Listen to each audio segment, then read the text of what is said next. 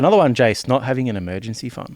Yeah, look, definitely. Because now I think a lot of people are having bucket of accounts. So they're having multiple accounts. And because they're allocating their pays, like the people that are more conscious about their spending, their savings goals, making a lot of effort, manually allocating their pays, putting money every pay cycle into an emergency fund and actually knowing what that emergency fund should be. It could be for some people 6 months of their salary. For some, it could be 3 months, just depending on your personal financial situation, whether you've got a family, you're single, you're in a de facto relationship and so forth. So you're saying, okay, 6 months of your salary, keep it aside for emergencies. Yeah. What defines an emergency to you? So emergency could be you get made redundant, right? So you need to live off that for 6 months. Exactly right. When you're in between jobs, right? Yep. So I think, 6 months might be a bit of a stretch for some people. So 3 months is also a more achievable goal to have. But it gives you that buffer. Like that's you get exactly made redundant, right. You got 6 months to find something. You're not stressed out. You might be a bit stressed out, but at least it gives you some of that buffer. This goes back to, again, keeping high interest debt, right? So if you've got 6 months worth of salary in your emergency fund, maybe something comes up, like your kids need braces and you haven't planned for that in your budgeting, so you take that out of the emergency fund. Yeah. Would you top up the emergency fund before you save for anything else or pay off any other debt? How would you really depends on your tolerance to risk. Some people would do that. Having that emergency fund there gives them that peace of mind. It takes away the financial stress of not having an emergency fund at the